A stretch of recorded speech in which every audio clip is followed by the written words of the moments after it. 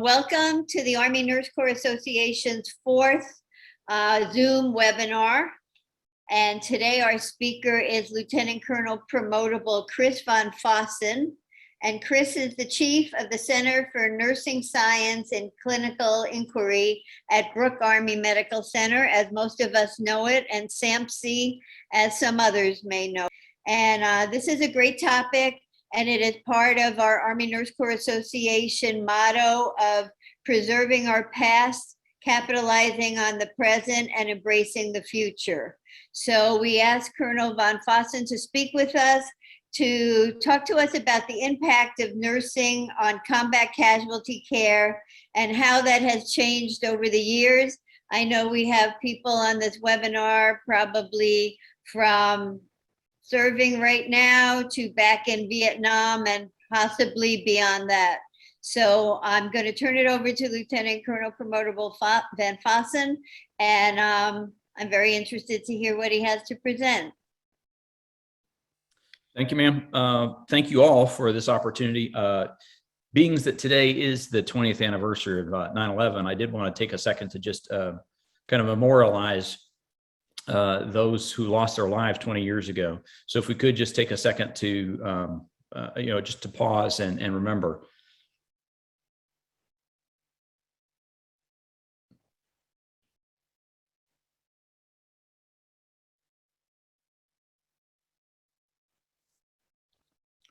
Thanks all. Mr. Colonel McCaslin, if you could just go ahead and put up the slides. This presentation isn't a standard presentation that you might be used to, particularly many of you might be used to one that's over a single study. Rather, I'd like to present kind of a program of research led by nurses and evidence-based practice projects that I've been involved in over the last 10 years or so that are influencing combat casualty care today. I have no financial disclosures on the second slide, if you would, sir. Those who have been in the Army for any significant amount of time know that we have to have our standard disclaimer. So here's my disclaimer. Next slide, if you would. Just a brief look at our agenda, and then my biography is here for anybody who wants to take a look at it. In general, I've been in the Army for just over 20 years. I just got selected for promotion in May.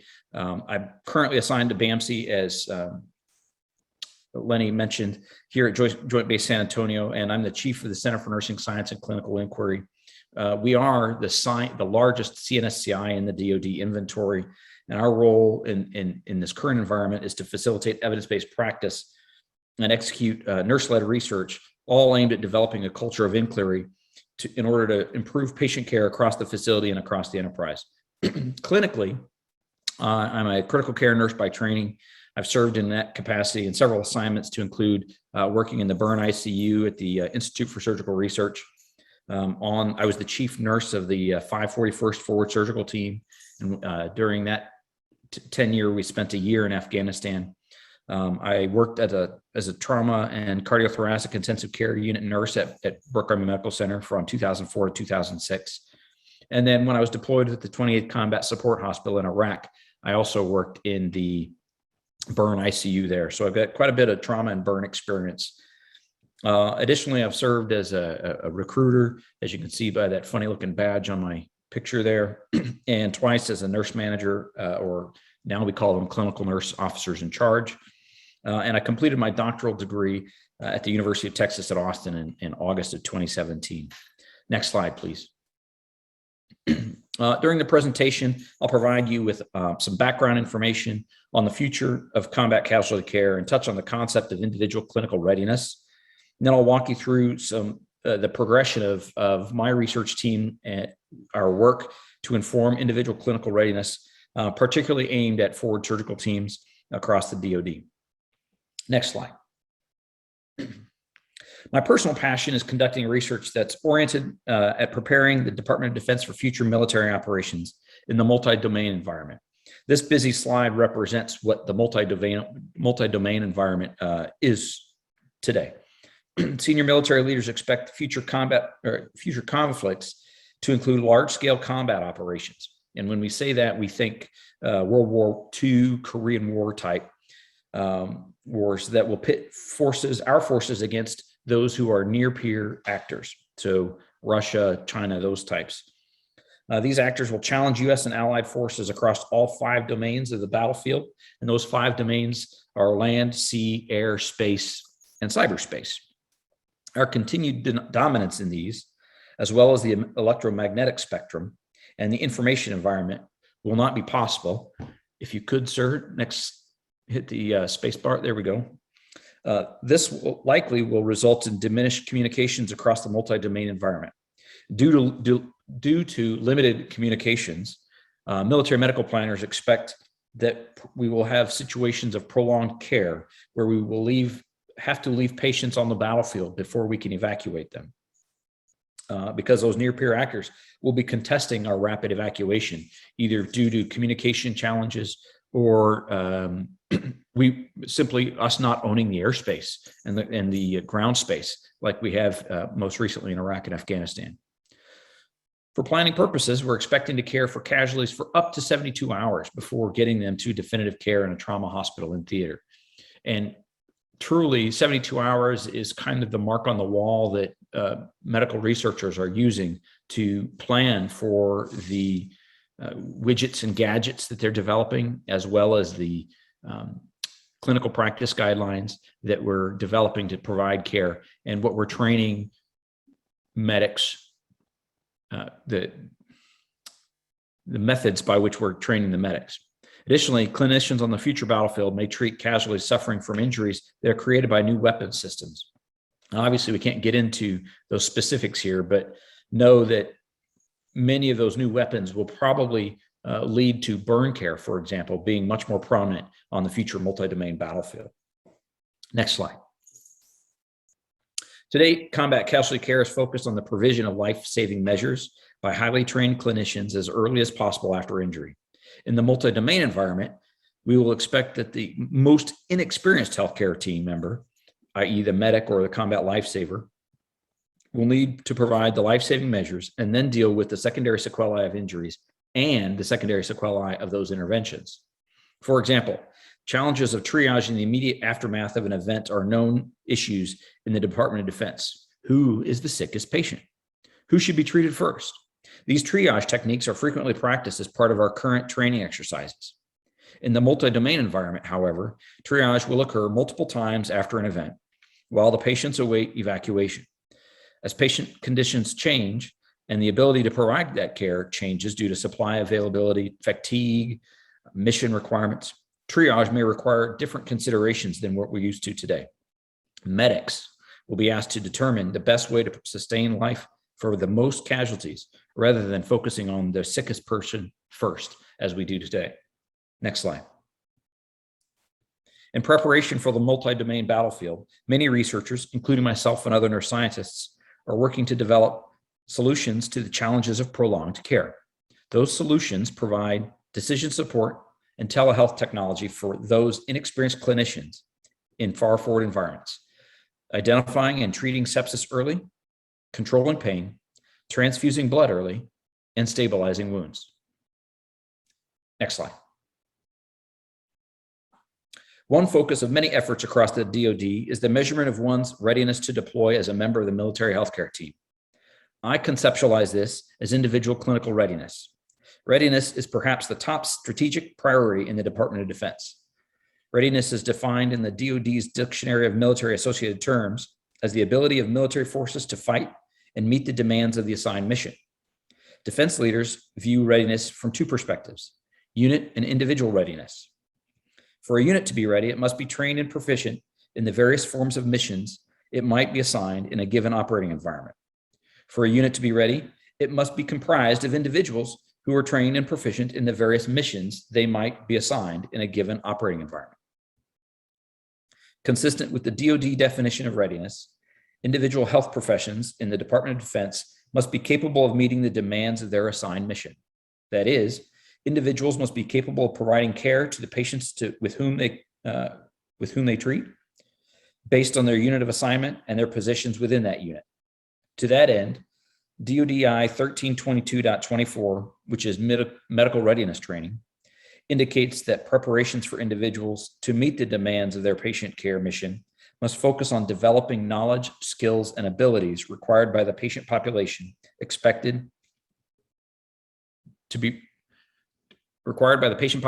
they expect to receive in that operating environment. To visualize individual clinical readiness, because I'm a visual person and nurse scientists like to draw pictures, I created this diagram. In it, education, training, and exposure or practice represent the knowledge, skills, and abilities, respectively. They, as well as one's individual characteristics, such as their age or learning abilities, influence individual clinical readiness.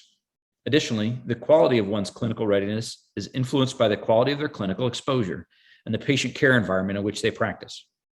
And I did want to mention, I use the term exposure over experience because often when we try to measure clinical experience, we tend to default to things like years of practice. And we in the science community know that just defaulting to years of experience is not an acceptable, sorry, my Alexa's going off, isn't an acceptable metric for actual clinical experience. And so I use exposure really to highlight the fact that one can have a single exposure to a given event, for example, maybe a code, and those types of events are ideally one-offs. They're not events that are going to occur regularly, but that single exposure may be enough to make somebody clinically ready to do it again versus having 15 years of experience as a nurse in an ICU, but that ICU is in an MTF where they never actually take care of critically ill patients. And so I conceptualize it this way specifically to make sure that we are not using years of experience as the lone indicator of exposure. Based on the projects I'm about to describe, I propose that we consider the elements to the right of individual clinical readiness as outcomes and potentials, surrogate measures of individual clinical readiness. Next slide. In 2012, in response to a 50% turnover in the U.S. Army Burn Center's nursing staff, the nursing leaders looked to the literature for a means of preparing the newly hired nurses to provide care to the unique individual clinical readiness requirements of burn care. The team conducted a systematic review of the literature, identified 43 articles to inform their evidence-based preceptorship program that they wanted to develop. Their review supported the need for a comprehensive preceptor development and preceptee training program. This evidence suggested that these programs should include developmental pathways aimed at achieving specific goals and empirical measures. Next slide. From the literature review, burn center leaders found that effective preceptor training builds talent in two ways: developing effective teaching and leadership skills for the preceptor, as well as maximizing the capabilities and competencies of the preceptee.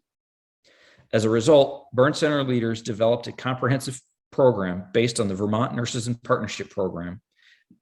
The clinical transition framework process includes clinical coaching plans that outline learning strategies and provide a comprehensive list of clear performance objectives. The burn center program began with standardized development of preceptors that included competency assessment, ongoing multifaceted evaluations, and retention strategies. Next slide. The preceptor training program included the selection of preceptor coordinators based on unit experience, nursing ability, and staff rapport. Each coordinator worked with the nursing leaders to manage the preceptorship program. The preceptor candidates were selected from burn staff nurses who demonstrated clinical competence in burn care, as well as a demonstrated ability to demonstrated teamwork, effective communication, and a willingness to develop others. Each preceptor candidate participated in the VNIP clinical coaching course. In this course, preceptors were taught communication and interpersonal skills, teaching concepts, conflict resolution, delegation, adult education principles, identifying learning styles, generational considerations, and critical thinking development. After completing the training, the preceptor candidates were evaluated by the preceptor coordinator and the unit leader through the course of their first preceptor experience. Only those candidates who were deemed to be effective were allowed to function as a certified preceptor. By the end of the 2-year project, 21 preceptor candidates became verified across the burn center inpatient units. Next slide. I was assigned to the burn center at the time, working first as a burn critical care nurse and then as the clinical nurse officer in charge of the burn progressive care unit. While there, I discussed with a nurse scientist mentor, Dr. Elizabeth Mansalinas, or Colonel Retired Elizabeth Mansalinas, my time as a critical care nurse on the airborne forward surgical team that deployed to Afghanistan. Documented in a series of articles published in the American Journal of Nursing, I was the only critical care nurse on a split forward surgical team located at a new site in northern Afghanistan. Our logistics and communications were limited. Evacuation to the nearest Rural 3 was well beyond the golden hour. So we were the lone surgical capability in the region. This deployment demonstrated to me the importance of identifying patient care needs of a given environment and then creating platforms to facilitate the education, training, and practice necessary to develop those teams and individuals. Next slide. As an example of the capability that FRSTs might need, my team was asked to perform major surgery on a military working dog due to a gastric volvulus.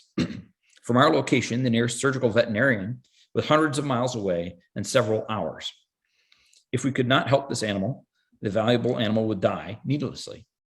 Anticipating this possibility prior to our deployment, we conducted some basic working dog training with a local veterinary clinic near Fort Bragg.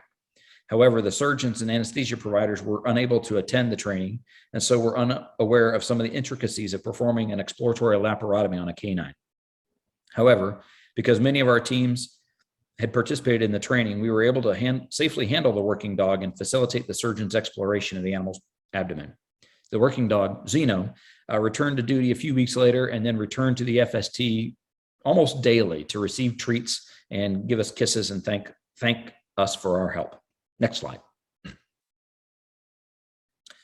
Many military pre-deployment training opportunities achieve only familiarization with a given skill. Familiarization, however, cannot prepare individuals and units for critical thinking and adaptability required in remote, austere environments like those expected in future multi-domain operations. And honestly, like those we're seeing in many situations today when we consider the special operations forces being deployed throughout Africa, for example, where they are already performing prolonged care and prolonged field care. Adaptive capabilities required of military medical operations are born from exposure and practice laid atop formal education and training. While in Afghanistan, my split forward surgical team performed simultaneous surgeries on 2 pediatric patients. Normally, split FRSTs are limited to 1 surgical case at a time because of the availability of only 1 anesthesia provider. In our case, however, we practiced this possibility numerous times prior to an actual patient needing it. That practice, set atop years of burn and trauma critical care experience in resource-limited and resource-rich environments, allowed me to develop the knowledge, skills, and abilities to function successfully as an apprentice nurse anesthetist during this simultaneous surgery. And my good buddy, Lieutenant Colonel Promotable Young Yeager, was very patient with me as I was providing anesthesia to those other patients. Next slide. In 2012, Lieutenant Colonel Mike Westman and I advocated for the inclusion of emergency trauma and critical care nurses on medical evacuation crews. At the time, the Army was preparing to train hundreds of flight medics as paramedics in an attempt to improve overall capabilities of medical evacuation crews. This effort was based on data from Iraq and Afghanistan demonstrating that critically injured patients evacuated in aircraft with reserve component medical evacuation crews had better outcomes. On those crews, many of the flight medics were paramedics in their civilian jobs. They performed emergency and critical care evacuations by ground or air daily. Lieutenant Colonel Wissman and I argued that transitioning flight medics to paramedics would not achieve the Army's patient care goals because the active duty flight paramedics would not be able to achieve the exposure and practice in their day-to-day duties that their reserve component counterparts could. However, we argued, Army nurses who function in ERs and ICUs on a daily basis had those requisite knowledge, skills, and abilities already. Next slide. These types of papers and discussions, in conjunction with broader lit reviews led by Colonel Retired Mansalinas, who was, by the way, my predecessor at the ISR, led her to believe that more needed to be done to inform how we train nurses, medics, and other clinicians in preparation for their combat casualty care mission. In 2014, she proposed and was awarded a study of forward surgical team care in Afghanistan, aimed at informing military medical leaders as they develop clinical readiness training and validation efforts for future military operations. Anecdotal articles similar to mine informed those scientific papers and posters presented on the following slides. And all of those articles and the following slides stem from Dr. Mansalinas' original World II surgical data set, which included more than 12,000 patients. All of these papers and posters were informed or led by an Army nurse scientist. Please note, the total sample size on some of these future slides using the various World II data sets, it will vary a bit based on the inclusion and exclusion criteria and the completeness of the data available. So in some analyses, the sample size may be very large, like I said, maybe 12,000 patients. And in other analyses, the sample size may be very small, maybe even only 50 or 100 patients. The first study was aimed at understanding the types of patients cared for in FRSTs in Afghanistan. The study was an epidemiological retrospective analysis of data from the World II data set. Of those patients, 59.7% experienced penetrating injuries, 31.3% experienced blunt trauma injuries, and 4.9% experienced other types of traumatic injuries. An explosive mechanism caused 41.4% of those injuries. 24% were caused by gunshot wounds or gunshots, and some sort of crash mechanism caused 9.4%. Additionally, 2.7% of patients who arrived at a World II surgical unit died prior to evacuation to the World III. This study served as the foundation for understanding the patients and the patient care environments of the FRSTs. Prior to studies like this, planning future training for those assigned to FRSTs relied exclusively on anecdotal or expert opinion. Next slide, please. Trevino and colleagues conducted an analysis of the orthopedic injuries and procedures performed at FRSTs. The majority of the patients experiencing orthopedic injuries came from non-US military units. Fractures were the most common orthopedic injury, comprising of at least 1/3 of all orthopedic injuries. Of the fractures observed at these units, the most common were lower extremity, then the distal portions of the upper extremity, or the hands and arms, and then the spine and pelvic fractures were documented in 5% of patients. Of the orthopedic procedures performed, 48% were simple debridements, 12% were some version of fracture reduction, 9% were splinting, 8% were amputations, 7% were fasciotomies, and 6% were vascular in nature. Of the orthopedic complications identified, hypovolemic anemia, elevated compartment pressures, and neurologic deficits were the three most common identified in the data set. This level of information supported the addition of a second orthopedic surgeon to the new Army Forward Resuscitative Surgical Team structure. Additionally, the information can inform planners who determine orthopedic supplies and equipment in World II surgical units, logistics packs. Furthermore, the information should inform World II surgical unit training curricula to ensure personnel assigned to these units are competent to perform the orthopedic care required at the unit. Next slide. In this analysis of mortality rates among 9,557 casualties, Cotwall and colleagues identified the critical and severe injuries accounted for 51.2% of mortality. Combined, critically and severely injured patients accounted for only 10.6%, excuse me, pointing to the importance of ensuring individuals assigned to these units are adequately prepared for the care they need to provide. This study also found gaps in the completeness of patient care documentation, pre-hospital as well as at the World II surgical unit. For example, pre-hospital medication was documented for 24.6% of all casualties included in this study. 55.2% of the medications were analgesics of some kind, 16.3% were antibiotics, and 28.5% were other or some unknown medication. For the remaining 75.4% of patients in the study, there was no documentation of medication being given at all. Next slide.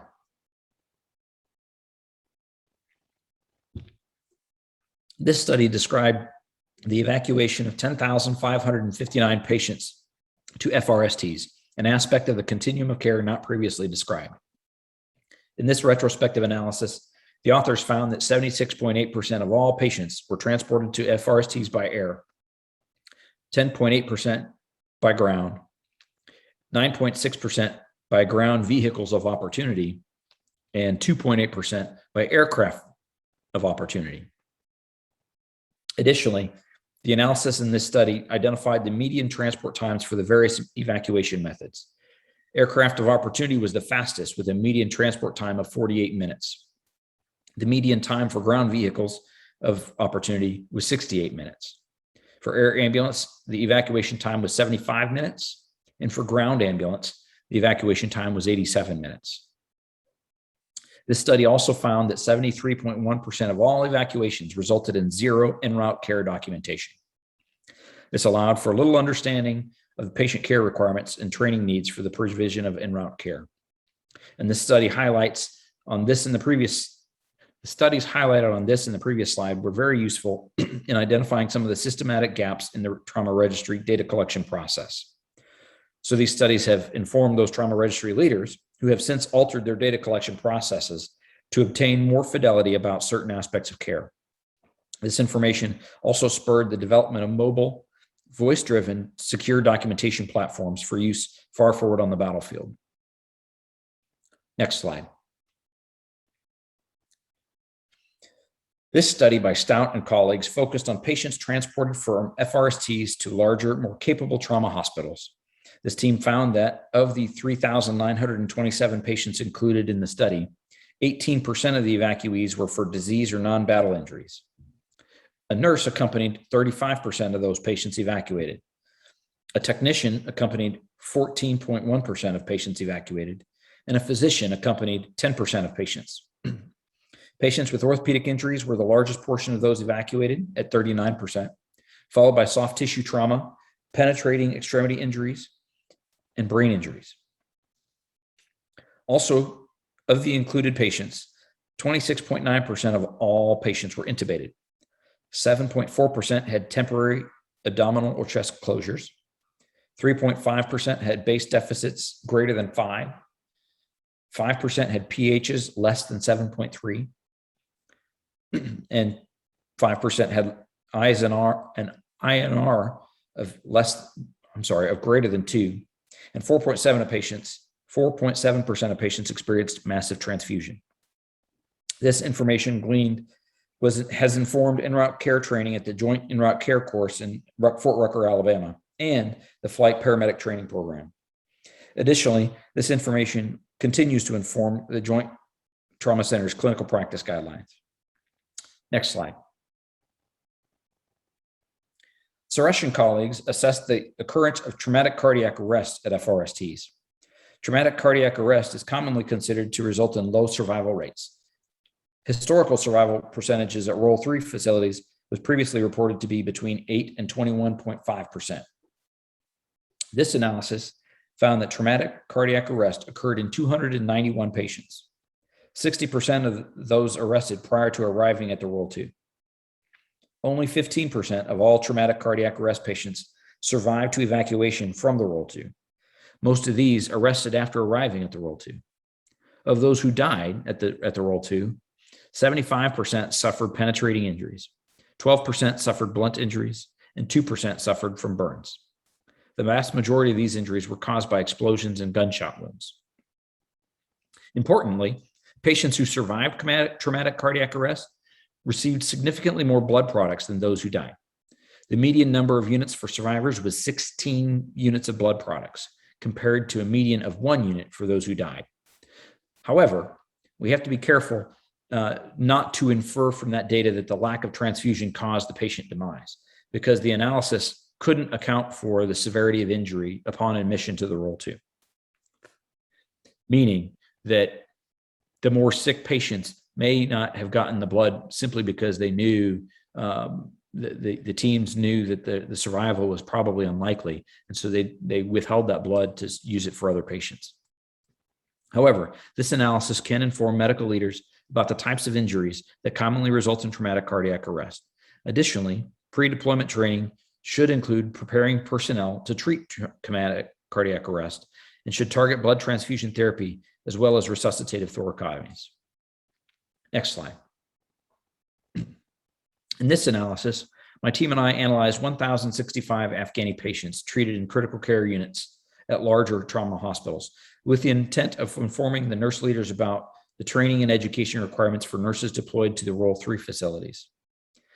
The injury patterns and severity demonstrated no particular pattern across the 4 sites. Penetrating injuries were the most common. Explosion and gunshot wounds were the most common causes of injury. Additionally, the proportion of patients with severe injuries ranged from 42 to 53.9% across all sites. The most common complications related to the ICU stay included pneumonia, pneumothorax, pulmonary embolism, pleural effusion, wound infections, aspiration pneumonia, atelectasis, blood loss, and ileus. Mortality rates ranged from 7.9 to 11.9% across all sites. The average number of ICU days ranged from 3.8 to 5.6 days across all sites, and the average number of ventilator days was 1.7 to 3.1 days. Local access to host nation hospitals, the different strategic functions of each facility, and the different ICU staffing models may have counted for the variations across the different trauma hospitals. This information was not available in our data set, limiting our ability to make assessments about those relationships between the site characteristics and the patient outcomes. However, this information can be used to inform nurse leaders as they consider curriculum designs for pre-deployment training for those nurses bound to critical care to provide critical care in deployed trauma hospitals. Next slide.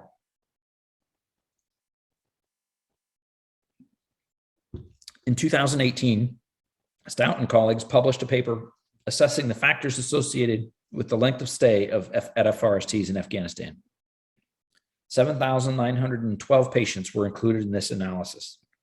The median time spent at a Role 2 was 2.5 hours, with an interquartile range of 1.2 to 5.5 hours. Based on the adjusted odds ratio for extended stay at a Role 2, Afghan civilians and other forces were 20% more likely to experience an extended stay, and non-US military were 40% more likely to experience an extended stay. Additionally, the adjusted odds ratio for extended stay was higher for those patients who received blood transfusions, had surgical procedures, and did not have a tourniquet. And perhaps surprisingly, patients injured by some mechanism other than explosion were 20% more likely to experience an extended stay than those injured by explosions. Additionally, patients who eventually died were more likely to experience a shorter length of stay at the Role 2, while patients who eventually returned to duty were more likely to experience a longer length of stay.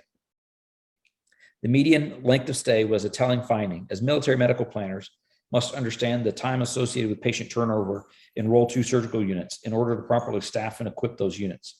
Additionally, by understanding the time associated with the Role 2 unit admission, planners can make informed decisions about the array of hospitals on the battlefield, particularly when preparing for major operations in an area. The relationship between extended length of stay and some patient characteristics, such as injury severity, could not be determined in this analysis. Therefore, making a relationship or causal inferences from these findings was not appropriate.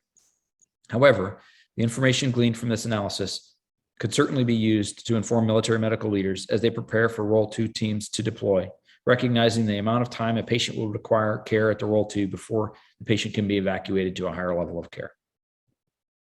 Next slide.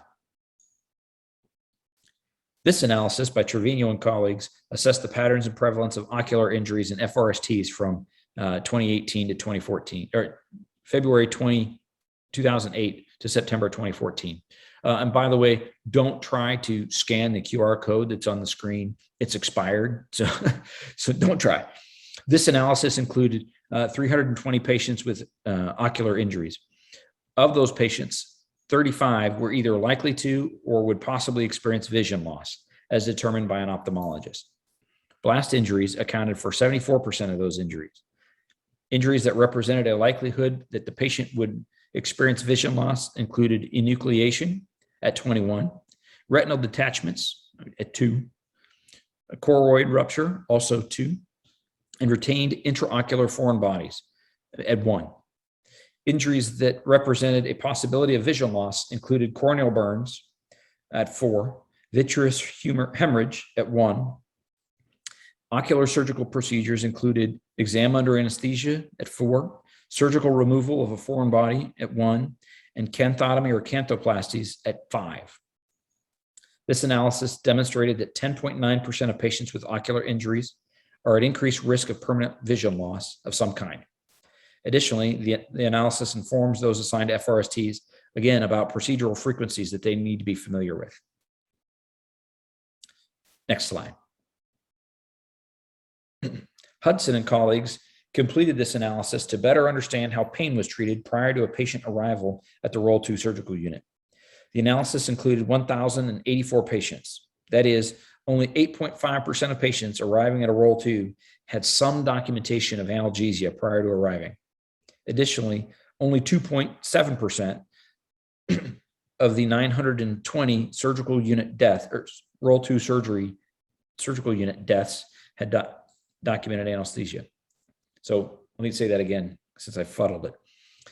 Of the 920 patients who died at a Roll 2, only 2.7% of those had any kind of documented analgesia. Of those with documented analgesia, the majority, 81.2%, were being treated for battle injuries.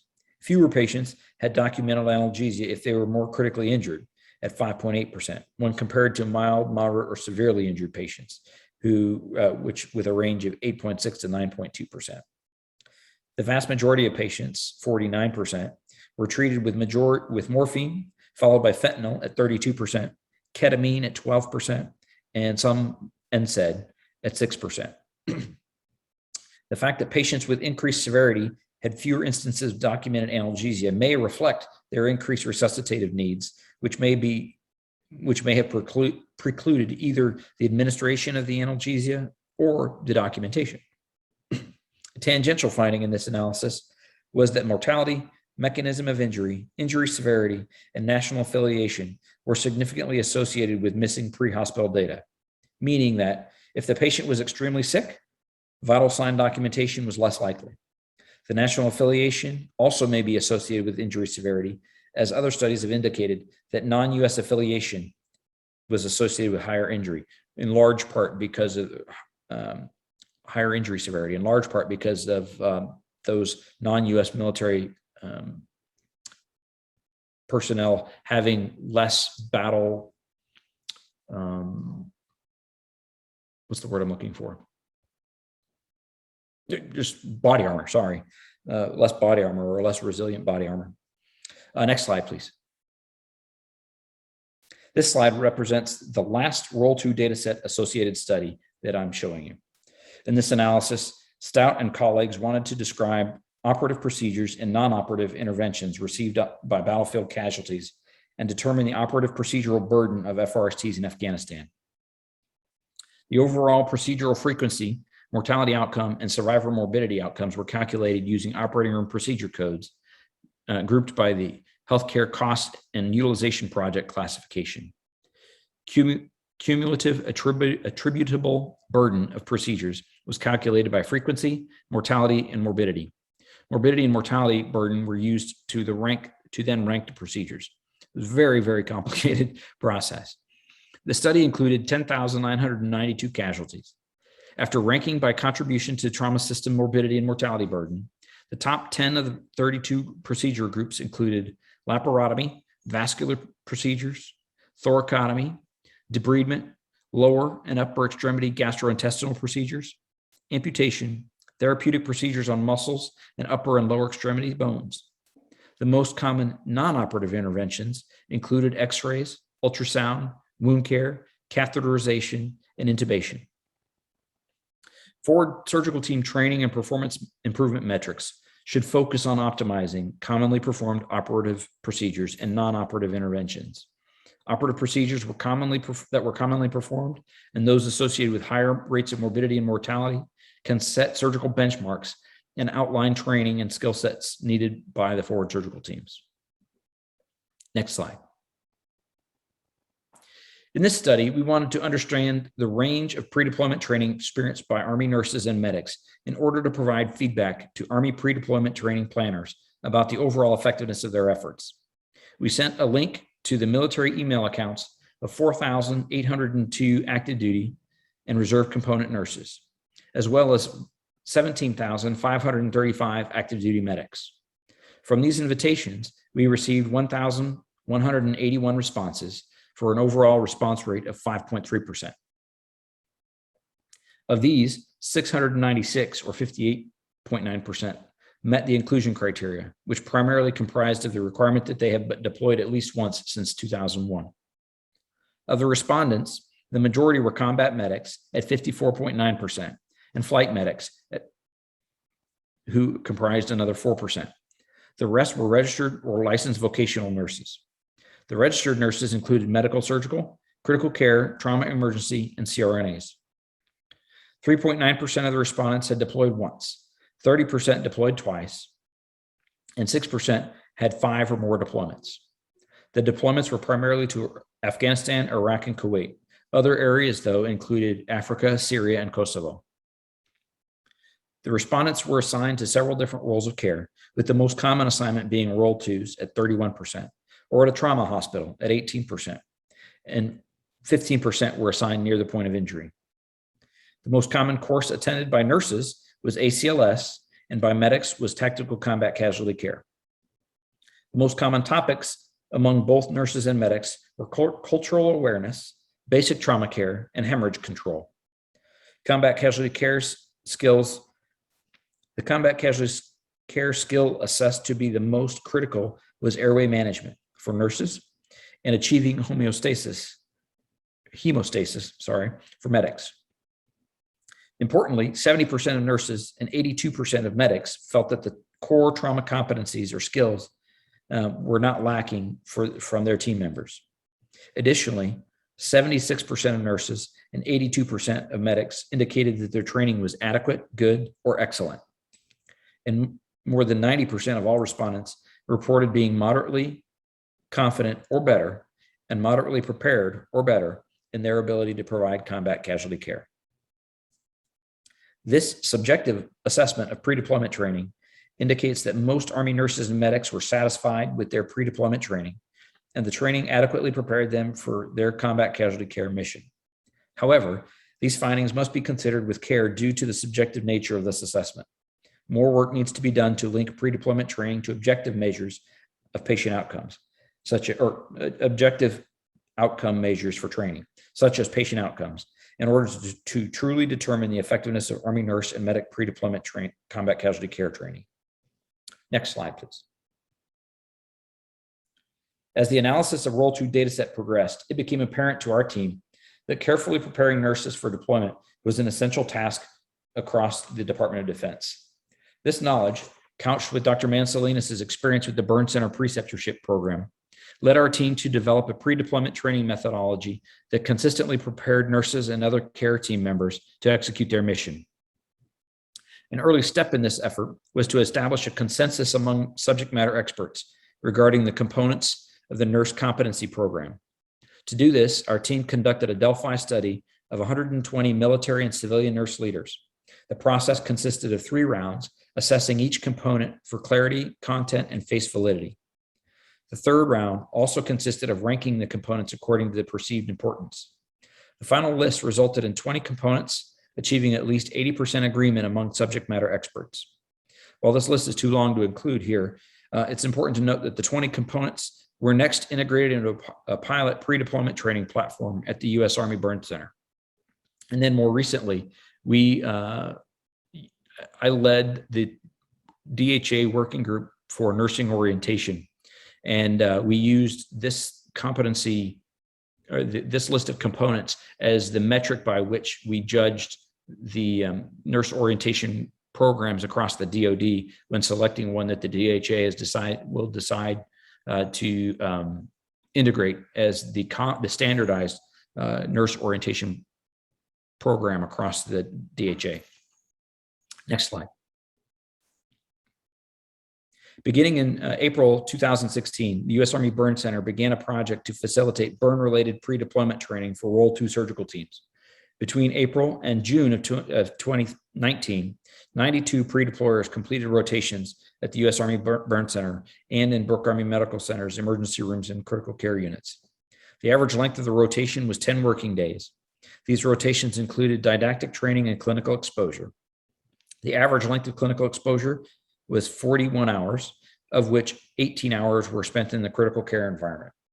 During the rotation, the pre-deployment personnel were able to gain exposure to 53 of the 880 critical competencies identified. Using a self-assessment tool, the rotating personnel reported 4 to 14% increases in their perceived individual clinical readiness. The greatest improvements occurred in areas of hemorrhagic shock, ballistic missile injury, and burn resuscitation at greater than 10% for each of those. Based on our experiences with this pre-deployment training platform, we've come to the conclusion that some aspects of individual clinical readiness can be achieved in short rotations in similar facilities. However, short rotations are insufficient to completely achieve individual clinical readiness. Next slide. I wanted to highlight the impact of these studies on readiness efforts across the Department of Defense. First, as I've mentioned, these studies have informed numerous joint trauma system clinical practice guidelines. This is particularly true of the CPGs related to austere and en-route care. Second, these studies have helped leaders understand the strengths and weaknesses of clinical readiness training programs. This includes the idea that short rotations in trauma and burn centers are helpful, but cannot fully achieve clinical readiness alone. As previously mentioned, many of these studies provide medical planners a better understanding of Role 2 surgical capabilities and capacity. This is of particular importance as we begin to plan for future multi-domain operations in which evacuation may be delayed and supply trains may be limited. This data also supported the need for critical care and emergency trauma nurses on medical evacuation flights. There's a high level of injury severity among populations of patients evacuated from Role 2s to Role 3s, indicating that the use of these nurses is important to the provision of adequate care during evacuation. Finally, the use of the Vermont Nurses in Partnership clinical transition framework across the DoD is consistent with the DoD individual clinical readiness efforts and has been vetted across subject matter experts from all 3 military services. As I mentioned, the working group focused on at the DHA level is also considering this to be used to assess nurse readiness for deployment. Next slide.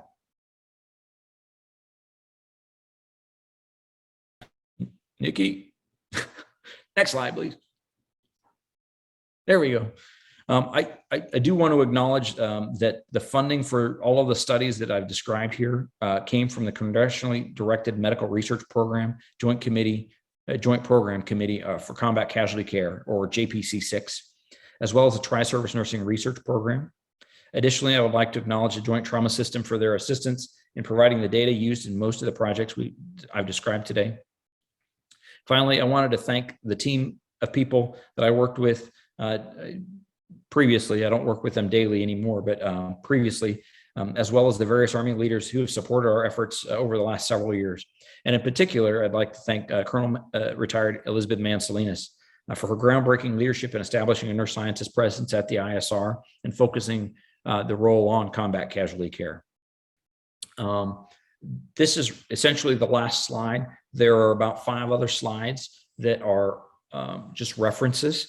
I'm happy to provide a copy of the slides, and I think Colonel McCaslin had mentioned that there will be and Lenny mentioned that there would be a email that goes out, and on that email there should be an opportunity or a link for you to search and get the slides. I'm happy to provide them to you. Also, among the references, if you look at a reference and you want to see a particular write-up, I'm happy to send the PDF to you by email. You just have to reach out and I'll send it to you straight away.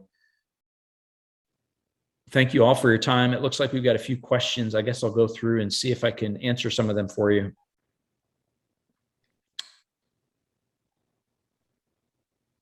Let's see, has the DHA transition had any effect on MTN training and critical care training for each service? Well, yes, in some ways. The MTN training they have transitioned some of it.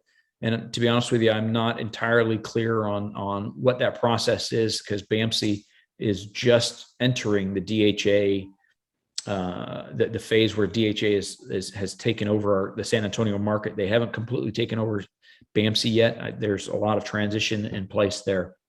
But one of the things that they did early on with the MTN training was, at least from a practical perspective that I'm aware of, is a transition from ACLS training by the American Heart Association back to the Red Cross. And so now it's, instead of ACLS, it's now, I don't remember the term. But so that's the one thing that we've talked about with MTN training. With combat casualty care training, if for those of you who remember DMRTI used to be a subcomponent of AMED centers and schools, and it was largely joint. There had always been Navy and Air Force officers and enlisted personnel in there amongst the training personnel, but it was essentially run by AMED centers and schools. And it is now a part of the Joint Trauma Education and Training Directorate of the DHA. And that Joint Trauma and Education and Training Directorate is a subcomponent of the Joint Trauma System.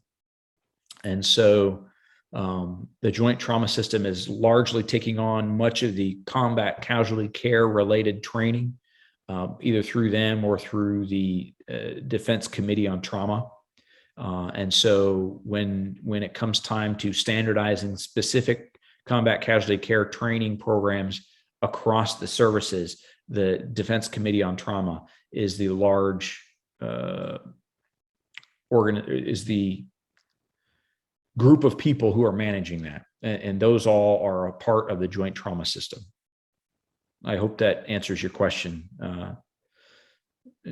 Joseph.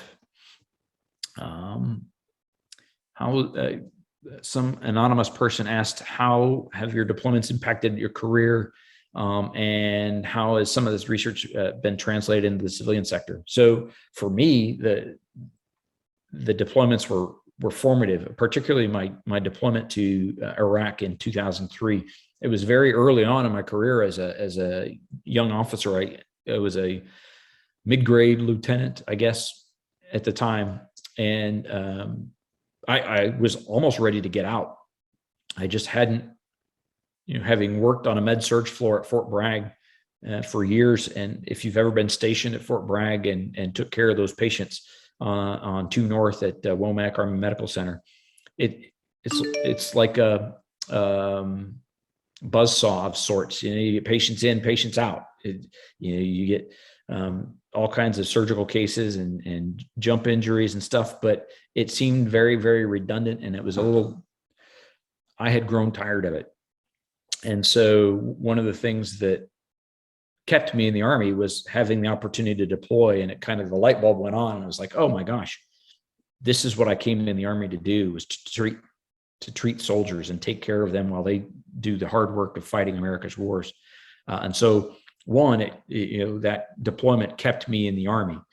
Two, it certainly affected the way I approached care, and it certainly affected the way I focused my life on critical care. I tried to do the ER thing, and I know there are a few of you who are emergency room nurses on here. It might, as a part of the critical care course, you do time in the ER, and the ER guys do a little bit of time in the ICUs. And I thought, I'd be able to handle it. And honestly, it wasn't until I went to Afghanistan on that split forward surgical team, where I was the ER nurse, the OR nurse, and the ICU nurse, that it became very evident to me that ER was not my thing. I don't like I did not like the anticipation of what was coming in the door. I liked to see what had come in the door and went to the operating room and is coming to me later as an ICU nurse. Although I certainly tolerated it for a year, it's not my cup of tea. You won't see me work in an ER if I can help it. But both of those experiences, when I became a nurse scientist, really focused me on what I prefer to research. Even though I did my dissertation work on something that is quality and safety related, I did my work on unfinished nursing care in the burn center. But that's not where my passion is. My passion is, again, focusing on what we do for those who are in the line of fire at the point of injury. And in my mind, the Army has paid me as a green suiter nurse scientist to get my education so that I can answer those combat casualty care questions. Because if there was a question in a hospital that needed to be answered, we could contract somebody. We could give money, here in San Antonio, we could provide money to a nurse scientist from University of Texas Health Science Center at San Antonio, somebody who has no combat casualty or no military experience or limited military experience. And they could do that research, but they wouldn't be able to do anything that's combat casualty care related because they've never been in that environment. They don't understand the complexities of that environment. And certainly the inpatient environment in the DoD is also complex, but it's not the jump from the DoD staffing models and military MTFs is not that far off from what we do in the civilian sector compared to what we do in a combat zone in comparison to MTFs in the States.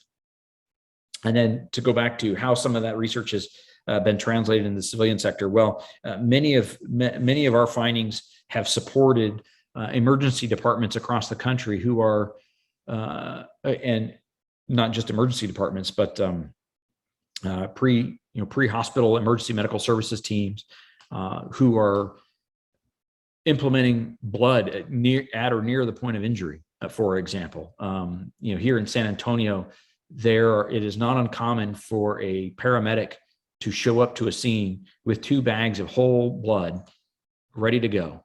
And if they have criteria that they look at, and if the patient meets the criteria for an exsanguination, and it doesn't even have to be trauma, they've given this blood to people who are who have GI bleeds. They've had moms who are suffering from postpartum hemorrhage who have survived in large part. We think the data seems to support that because they got a unit or 2 of whole blood.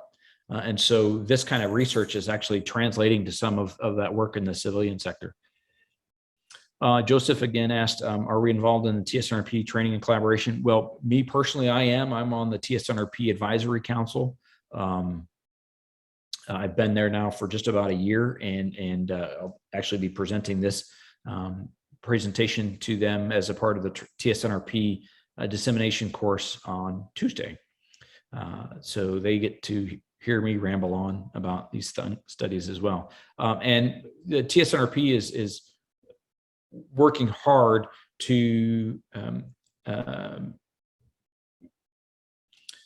focus on combat casualty care and preparing for people for the battlefield. The Women's Health Research Interest Group is phenomenal at producing research and disseminating that research. In fact, I wouldn't be surprised if they kind of lead the DoD in women's health research, particularly aimed at how women are cared for on the battlefield and how they are outfitted to be on the battlefield. And so the Women's Health Rig does a lot of work with that, with those efforts. We have the Expeditionary Research Interest Group, or Expeditionary Care Research Interest Group. And we just did, through the Tri-Service Nursing Research Program, a project led by Lieutenant Colonel Promotable Jan Yeager, assessing the ability to clean, I won't say sterilize, clean extra endotracheal tubes, because in these operational environments of the future, if we can't get patients out, we may not be able to get them supplies either. And so having to reuse something like an endotracheal tube may be a possibility. So we wanted to know, well, if you have to reuse an endotracheal tube, how could you reasonably clean it before swapping it from one patient to another?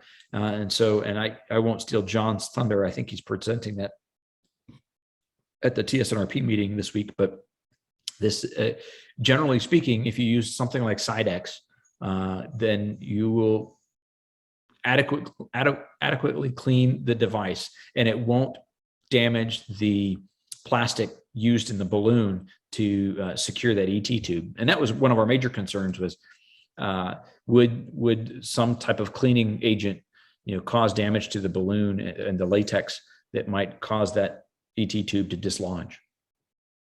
Somebody else asked, what would units do with psychotic patients if they were unable to evac for 72 hours? That's a great question. And honestly, that's one that I'm not entirely read up on. I don't know the answer to that question.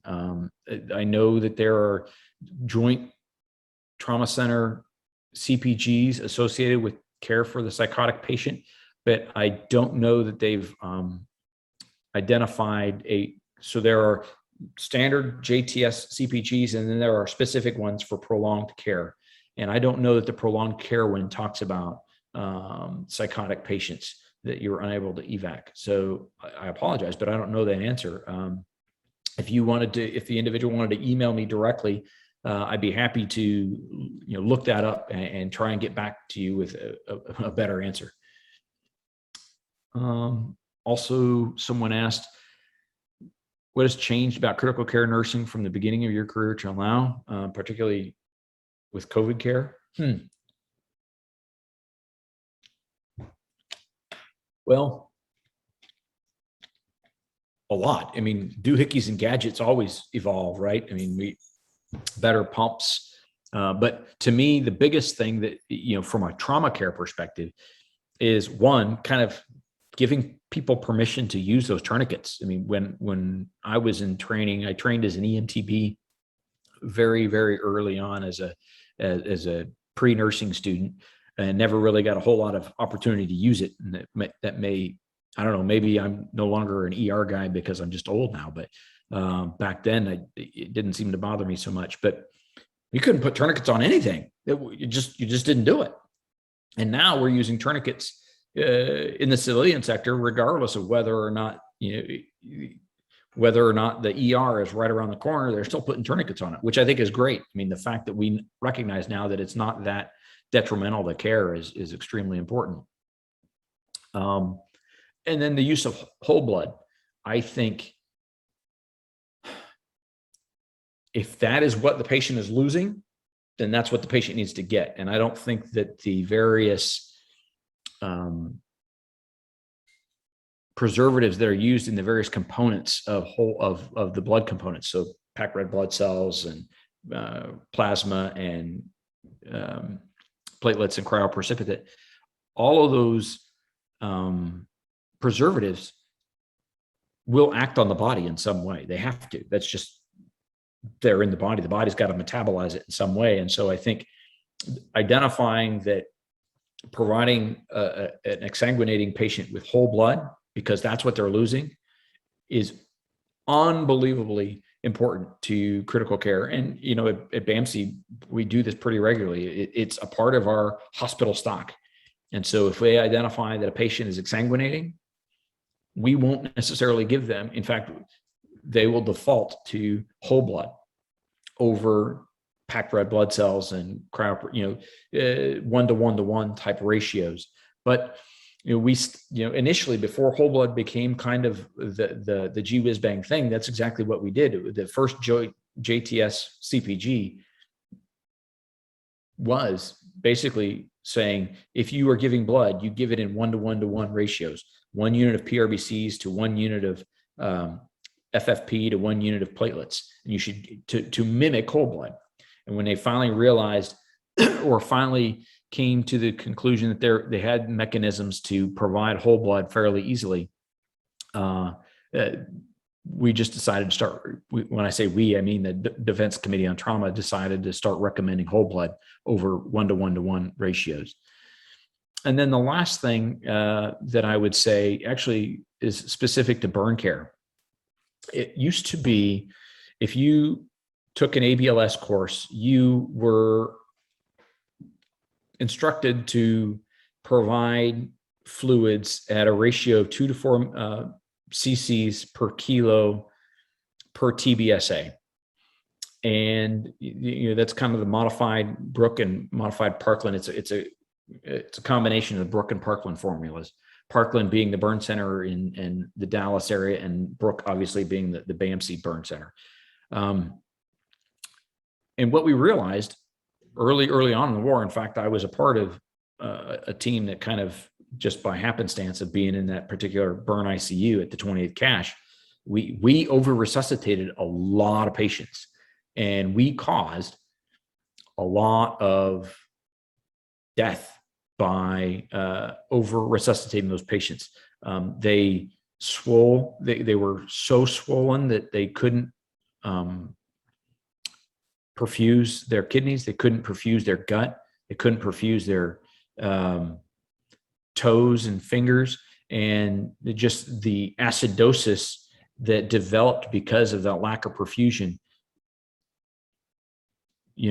truly caused negative outcomes for those patients. And so what has come up now and what has been developed over the last 20 years is, at least in the DoD's Joint Trauma System CPGs, not necessarily, they're still teaching 2 to 4 cc's per kilo per TBSA in the ABLS course for now. But what the DoD has said is, look, you infuse fluids, normally LR, to maintain 30 cc's to 50 cc's of urine output. That's your measure. You start at 10 cc's times whatever their TBSA is, and then you adjust from there. So if they are burned at 40% TBSA, you give them 10 cc's per 40% TBSA, so 400 cc's an hour, and then you adjust. And so if they are making good urine, you back it down 10%. If they're still making good urine, you back it down 10%. If their urine output drops, then you increase it a little bit. And oh, by the way, now we know, and we do this regularly in the burn center, and we teach it to be done very regularly elsewhere, is you assess bladder pressures. We didn't assess bladder pressures that often. And so we missed lots of abdominal compartment syndrome. And Dr. Cancio has quoted to me the percentage. I just don't remember it right now, but there were large percentages of our patients who died because of abdominal compartment syndrome. So those are the three big things that I can think of that have changed in critical care over the last 20 years, and not even touching COVID. I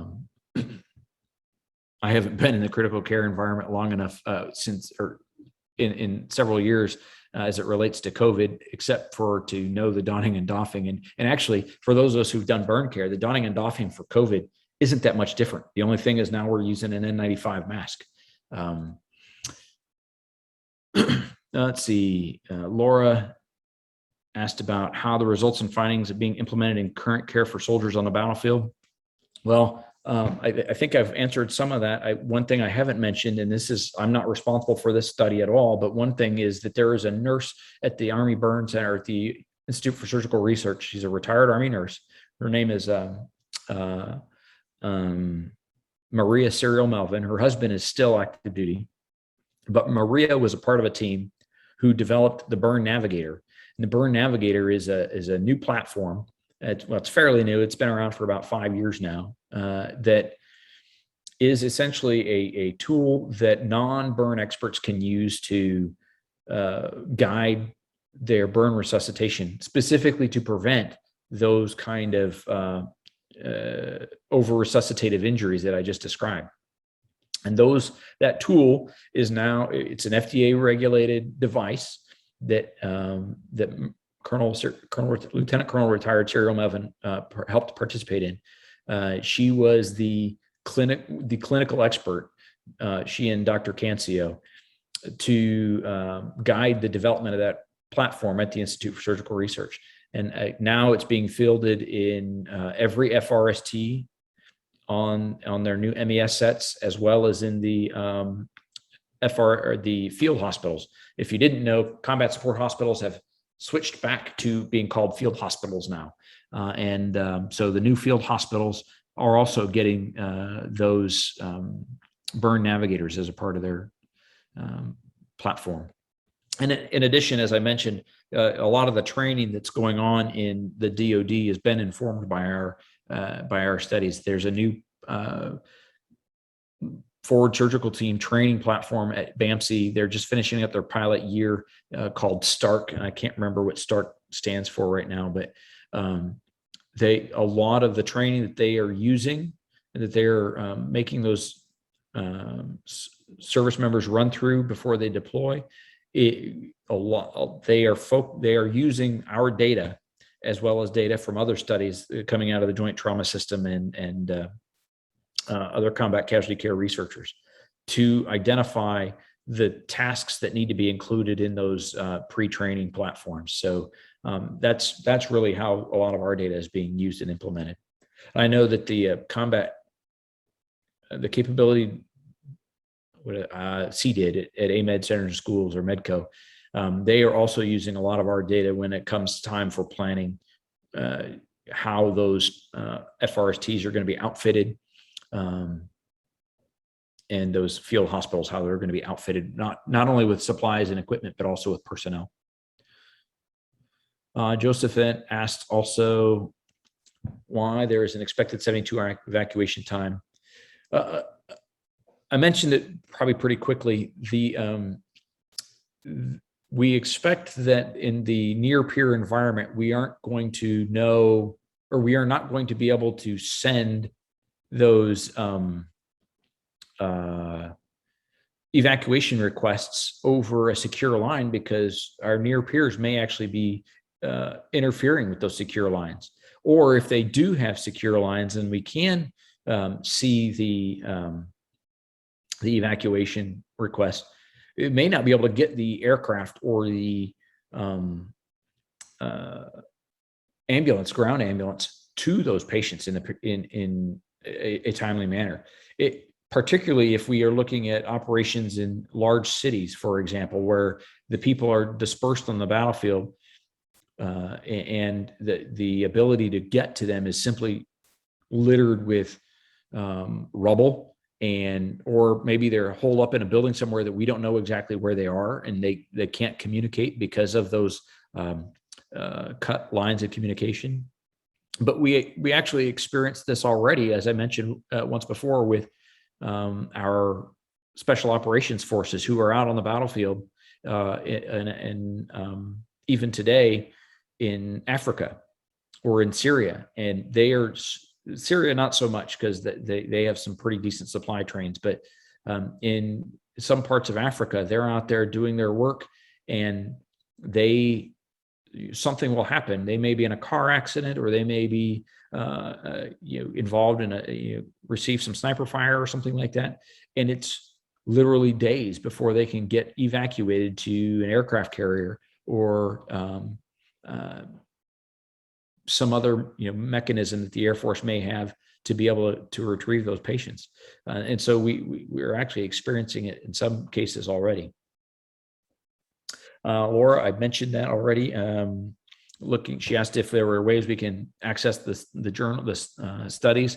And like I said, just send me an email. You can send it to my Gmail account, which is christopher.vanfosson@gmail.com, or you can look me up on Outlook if you're still in the service and have access to it. And I'll be happy to just shoot you whatever items you might have interest in looking at more closely. Laura also asked, the nursing intervention that has impacted positively on the mortality rate in soldiers the most. It seems maybe overly simple, but for me, I think it would probably be just our function of monitoring patients. That's what we do. Nurses monitor, we assess, and we address. And so that intervention, of monitoring those patients and doing whatever it is that comes up to that those patients are experiencing that might cause their demise. We're there. We're the ones at the bedside who notice those things and make the change in their environment, or make the change to their medications to prevent that mortality. It seems pretty simple, but based on my experience, because we've already identified statistically that the most common injuries or the most preventable mechanisms of death is exsanguination, and that's putting on a tourniquet. But you know what? The nurses, generally speaking, aren't the ones putting on the tourniquets. That happens before they get to the nurse, either in the aircraft or on the FST or in the ER. The tourniquets are already in place. But what we do is we assess those tourniquets that are in place to see if they're appropriately, and then we fix it when it's not. We assess their blood pressure and we see if they need to be resuscitated, and we fix it. So in my mind, the nursing assessment and the continuing monitoring are the two greatest interventions that we can do. And then on top of that, particularly if you're on a forward surgical team, and training your medics and your LVNs, because those are going to be your extenders. And even in a combat support or now a field hospital, and actually we experienced this a little bit here at BAMC with COVID.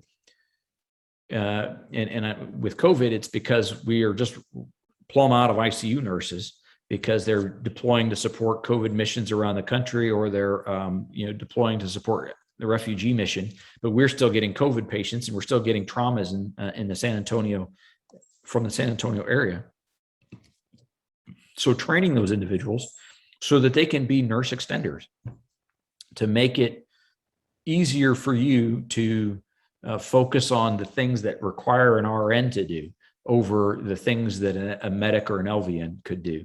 And so it's not really a nursing intervention at the time that care is needed, but it's an intervention as an individual that as a leader, you should be making sure your subordinate care team members are ready to provide the care that you need them to provide, so that you can focus on the things that only a nurse can do, and that your experience teaches you to do that another individual may not. Particularly with these enlisted soldiers, they oftentimes don't have the clinical experience, because they are not at the bedside. They're in the motor pool or wherever they're at, and they don't get the experience. They don't have, when we go back to that diagram that I mentioned, or that I described, they don't have the exposure that a nurse does to be able to really make themselves clinically ready to the point that a registered nurse would have. And so you have to help them get there in some way, shape, or form, whether that's through simulation or trials at the when you first get on the ground. It could be any number of things. But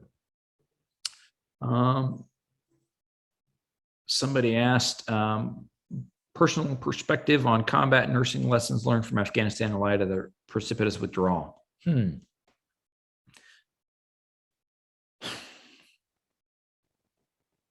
That's a tough one. First of all, I'll say I'm glad that the president and the Secretary of Defense and all of our senior strategic leaders, I'm glad they made the decision to get as many people who helped us out to bring them out of Afghanistan in the best, in as whatever way they could. And we wouldn't have been able to do our job in Afghanistan in particular without the support of those individuals. And so it's not really a nursing lesson, but one thing that we as a military are good at is we provide care to all those who are entrusted to our care.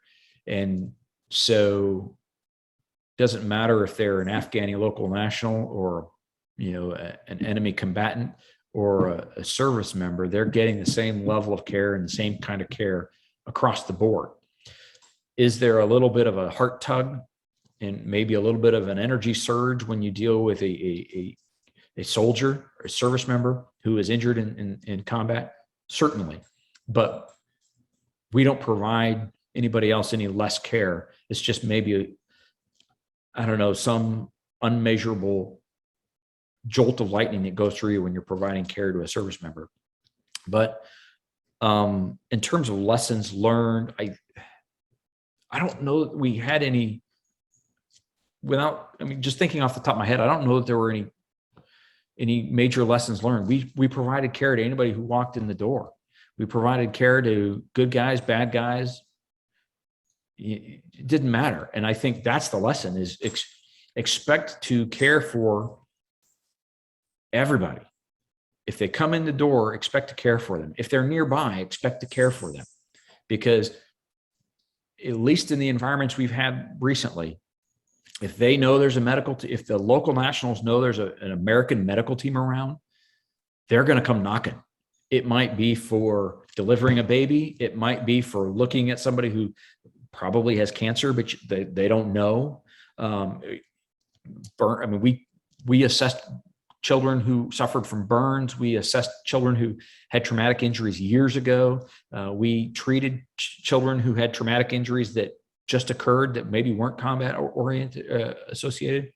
So I think one of my lessons, regardless of the precipitous withdrawal, is just simply expect to care for everybody. Colonel Moore asked, in Vietnam, airway management was a major issue. Yeah, so airway was still a major issue, but what we identified was that it was just not necessarily the most important issue, because it doesn't matter if you're oxygenating the patient or oxygen is moving in and out of the lungs if they don't have any box cars to carry it around on the train, the circulatory train. And so having blood in the system became the most important thing. And I think the injury patterns were different in Afghanistan and Iraq because we were losing extremities. And so patients were exsanguinating because of the body armor that you didn't have in Vietnam. And so in Vietnam, airway was such a big issue because a round would go through the chest or both sides and drop lungs. And dealing with getting those patients intubated, we have the equipment and the supplies capable of doing things that they couldn't do in Afghanistan or in Vietnam to make sure that airways are not the issue anymore. And on top of the fact that the chest and lungs were not damaged anywhere near as much as the extremities were. Somebody else asked, what would you do if you had no internet information available? How would you do telehealth with less experienced providers? So we expect that to be a challenge in the future combat operations. At least those of us who have actually been deployed expect that. Some of the people who are making our research plans may not understand that. And I know I have tried to communicate that several times when I was at RDC and then the ISR with my researcher counterparts. Very few people in the Army today participated in the invasion into Iraq. They just aren't around, through attrition. As people have gotten older, they just don't remember the days in Iraq when we actually had no internet and we couldn't do telehealth. Those who deployed to Iraq as a part of Desert Storm, and certainly the people in Vietnam and Korea, they remember all these things. But today's service members don't remember that there was no internet available. But that's going to be our reality when we're shooting, moving, and communicating in these large-scale combat operations, that the internet will be intermittent at best, and telehealth may be a challenge. There's a lot of work being done to try and make sure that telehealth will be less of a challenge, but it's still a long ways off. And the individual also asked about voice-activated medical records. The Air Force and the Army are both working on medical record adjuncts. Right now, we use a system called MC4 for most of our documentation in theater, and a lot of it is used a program called Alta Theater, and it's mostly, I mean, it looks like an outpatient chart on a computer, but these new doohickeys and gadgets are basically they're developing apps for iPhones or iPads or Android platforms, whatever platform they have available, to document as close to the point of injury, begin documenting as close to the point of injury as possible. And with that, it would be something that the data would be stored locally, and then it could be uploaded to a telehealth or to the MC4 cloud, if we want to call it a cloud, in the future, whenever they finally did connect up to the internet, days, weeks, months later. Additionally, they're designing it so that you can take it and if you have your own phone and the medic that you're handing it off to on the aircraft has another operational phone, they could tap each other, and the patient chart would move over to that other phone, so that you would be able to pass it along pass it along the line. As long as everybody is actually doing their little bump tap, everybody should have access to whatever was documented for that particular patient. But voice activation, particularly when you're talking about at the point of injury, when they may be very, very busy with their hands, either applying dressings or ventilating the patient or pulling triggers, whatever they might be doing at the point of injury, having a voice activation capability is important. And they're still working on that. That there's a lot of technical challenges with that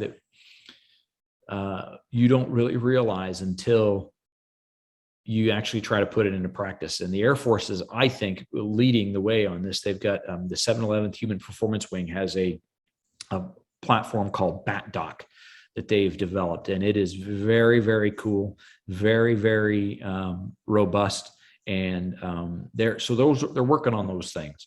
And actually, some of those would be very helpful even in MTF environments. Being able to speak in your chart, so that when you are doing your wound care on your burn patient, you could actually dictate the wound note without having to break scrub, because burn patients often are treated using sterile technique for wound care.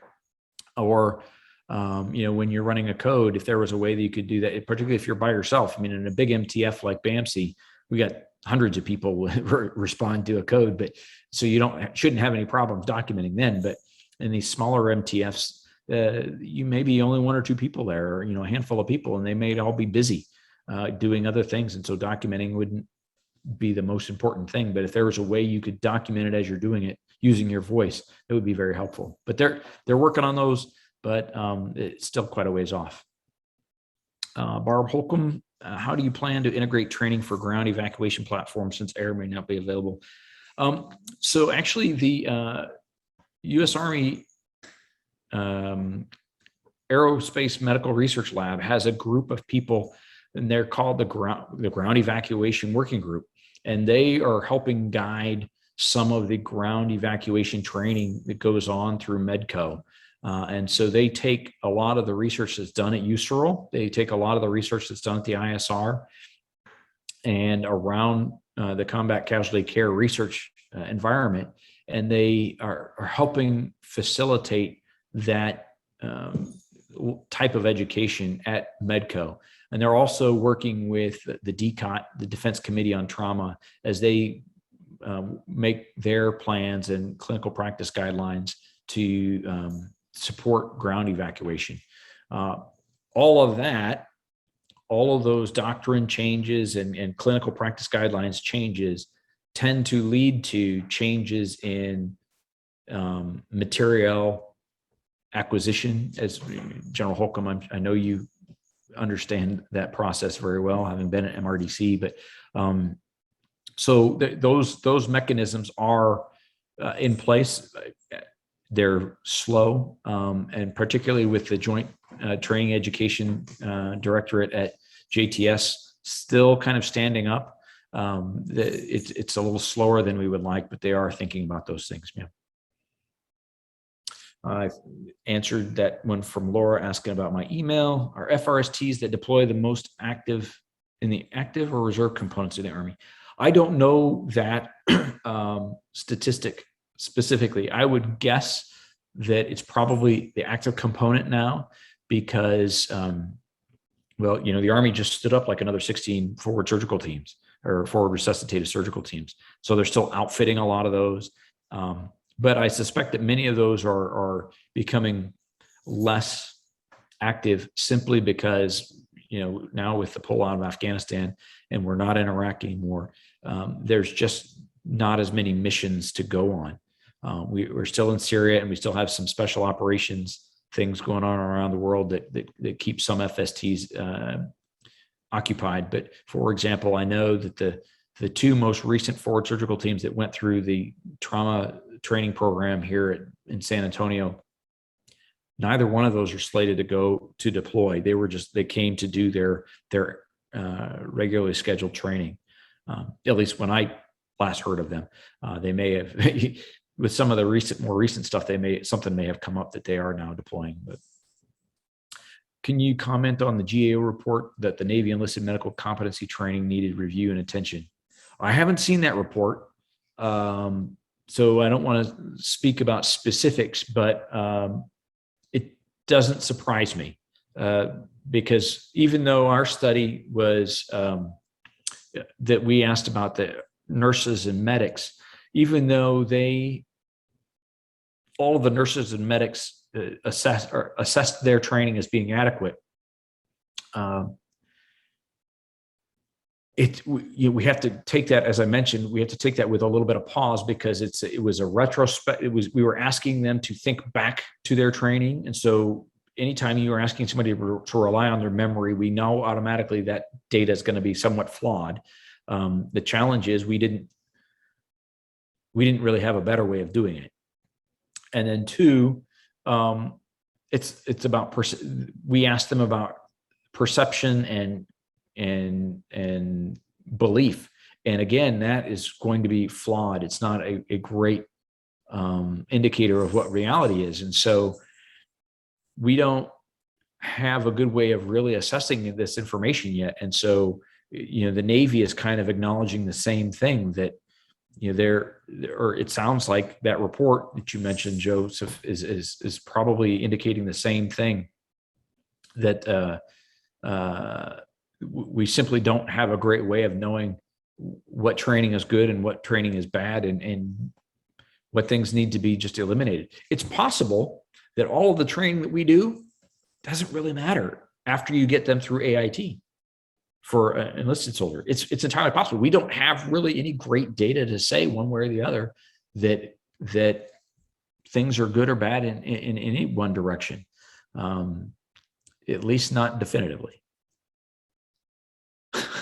You guys, somebody said that I have a wonderful cat nursing assistant. You seeing them in the background. Yeah, they like to, I'm surprised they haven't walked across my screen here. You mentioned a few studies that highlighted a gap in pre-hospital documentation. So, and what impact did it have on pre-deployment training? Well, anything that the JTS does now, they are emphasizing the need for documentation. And they sell it as, if we can't see it, then we can't make things better for your guys that you're trying to provide care for. So, and then every Thursday, the JTS provides a performance improvement meeting that they talk to people on the battlefield, whoever is on the battlefield, and anybody at least in the DoD can call into this thing and listen to the discussion. And when they go through a performance improvement, they'll go through and talk about patients that are seen and they don't do it in an identifiable way. But they will talk about these patients, and they'll talk to the people who provided care at the point of injury. They'll talk to people who provided care during the evacuation at the Roll 2 or the FRST, and they'll talk to people at the MTFs.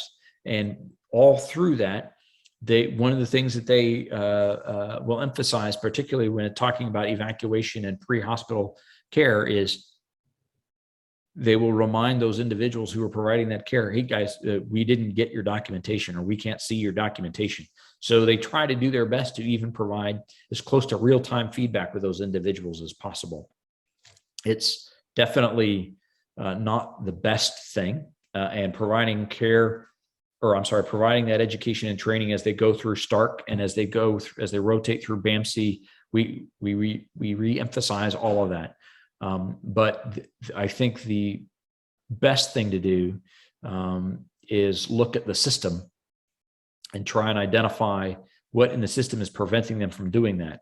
And having things like voice to text charting would be very helpful, or providing them platforms that aren't going to disappear. Some of it isn't that they don't actually document, but the documentation never gets back to us because they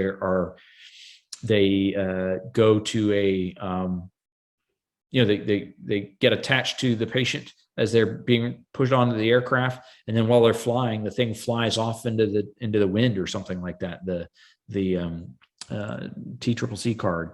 And so, I mean, it's not necessarily that it's not being done, but it's just not getting back to where it's going to be useful for people. So there are lots of things being done to try and answer that mail, but it's slow in coming, and I just don't have a better answer other than we're trying to continue the training. I think I went through everything. Lenny, did you have anything? Did you notice anything that I didn't get to? There's one, hang on, let me see if I can pull it up, that was put in the chat. From Todd Gow, who said, where'd it go? He's up on Womack, Chris. Excellent presentation. Yeah, Tad is still there. So I think that's it. Thank you for a most informative presentation, and for everybody that hung in with us, and for you for hanging in with us. Are there any other questions or anything else you'd like to say, Colonel VanFosson? No, I thank you for the opportunity, and thank you everybody for kind of hanging in there. It was a pretty dense presentation. I apologize, but that's sometimes kind of the nature of the beast. So our next presentation will be on the 13th of November, and it's going to be Colonel Mark Fry, who is the Deputy Commander of Inpatient Nursing at Madigan, and he is going to speak with us about partnering with NATO. So that should be very interesting also, and I will start advertising that in probably a month or so, and we'll get the link out for you to register. So I hope you all will join us for that.